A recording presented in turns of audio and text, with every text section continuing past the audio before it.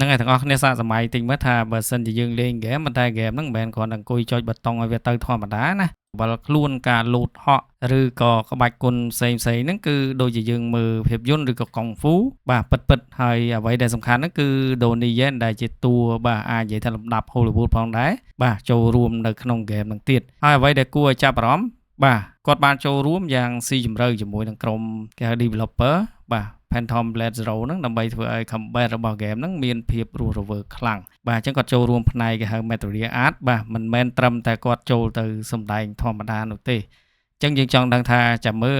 តើការចូលរួមរបស់គាត់ហ្នឹងវាមានភាពតាក់ទាញឬក៏ធ្វើឲ្យ game ហ្នឹងបាទលេចធ្លោកម្រិតណាតិចទៀតខ្ញុំនឹងបញ្យល់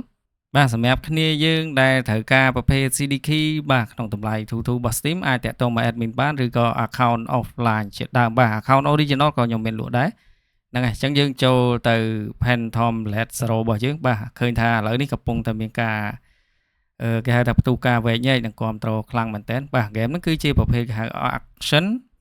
RPG បាទ Studio Potion ដែលមានឈ្មោះថា S Game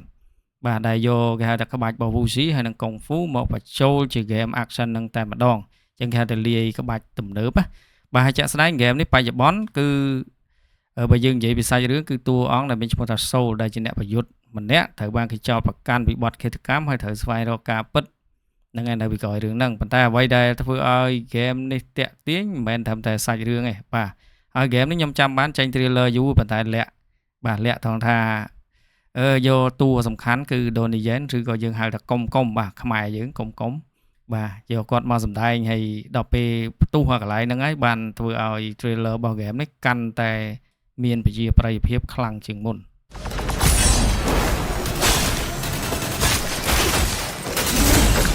បាទបើយើងនិយាយទៅដល់ Donnie Yen ឬក៏កុំហ្នឹងភាគច្រើនអ្នកដែលមើល movie គាត់ច្បាស់ជានឹកឃើញទៅដល់ IP Man បាទ John Wick ឬក៏ខ្សែភាពយន្ត Material Art ច្រើនមែនតើគឺក្បាច់គុណគាត់មិនធម្មតាទេនៅក្នុងវិស័យហ្នឹងអញ្ចឹងនៅពេលដែលគាត់បាទបញ្ចូលមកក្នុង game នេះតើការចាប់អារម្មណ៍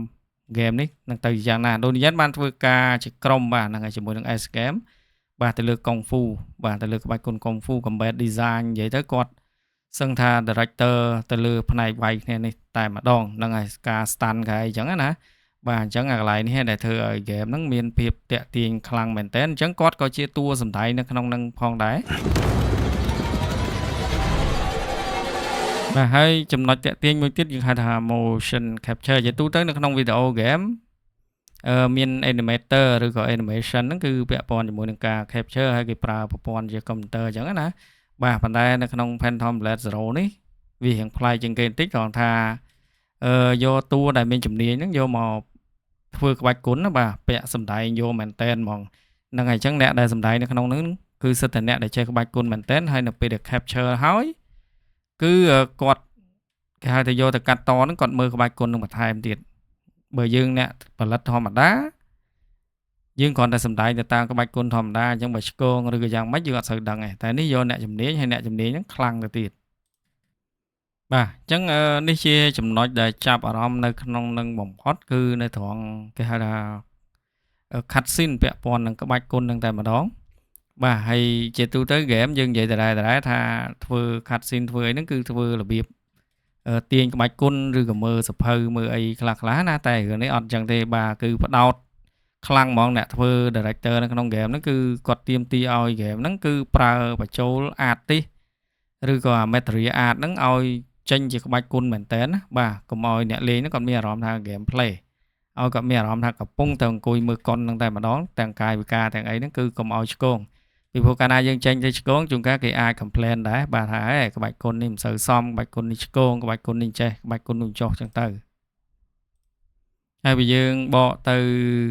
ក្បាច់គុណបាទថាតើអ្នកដែលមើល game ហ្នឹងហើយគាត់មានអារម្មណ៍ម៉េច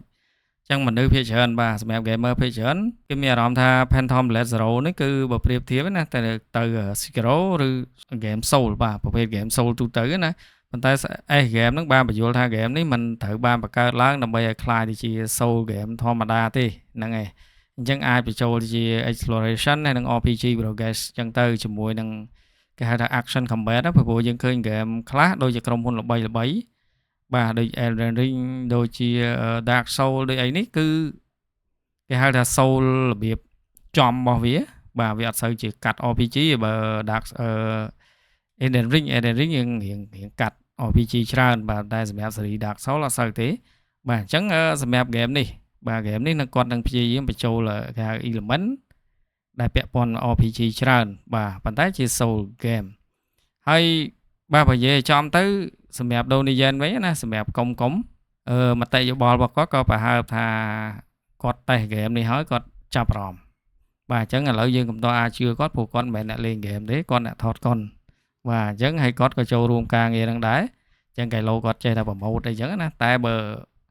យោងតាមបទពិសោធន៍របស់គាត់ចូល Hollywood ហើយគាត់ថតកុនបានច្រើនបើគាត់និយាយថាល្អប្រហែលជាអាចនឹងដូចអ្វីដែលគាត់និយាយដែរ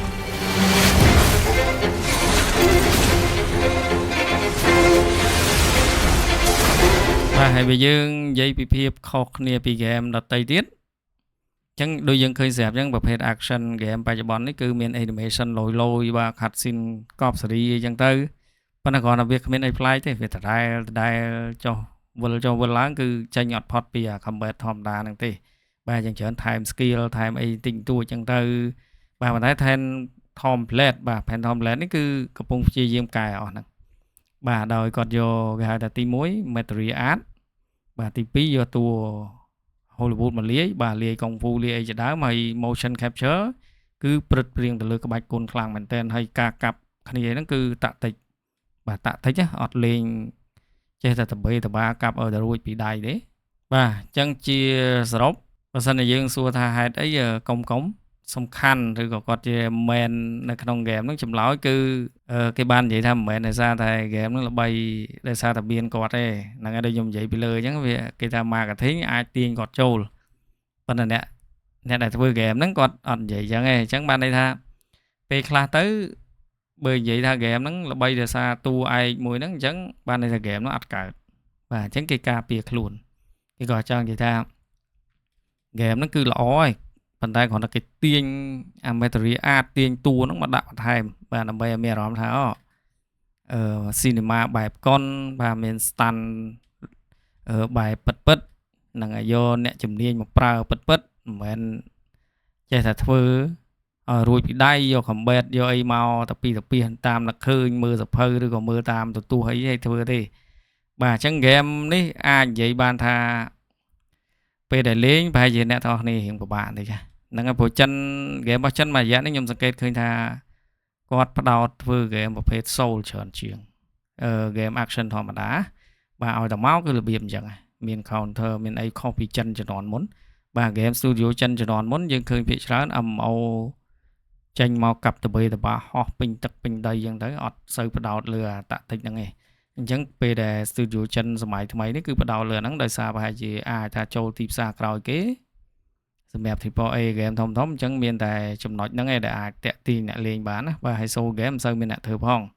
អញ្ចឹងបើគាត់ចេញរបៀប soul game ធម្មតាយើងនិយាយថា action ធម្មតាប្រហែលជាមិនសូវមានភាពតាក់ទាញទេអញ្ចឹងអ្នកនរគ្នាហ្នឹងហើយនៅពេលខាងមុខនេះយើងចាំមើលមើលថាតើ game ហ្នឹងចេញមកមានទទួលបានគេហៅថាប្រជាប្រិយភាពឬការគ្រប់គ្រងកម្រិតណាបាទហើយសម្រាប់ admin ក៏សគួរសម្រាប់លក់នៅក្នុង store ដែរអ្នកទាំងអស់គ្នាត្រូវការអាចតាក់ទងមក admin ពេលនោះបាន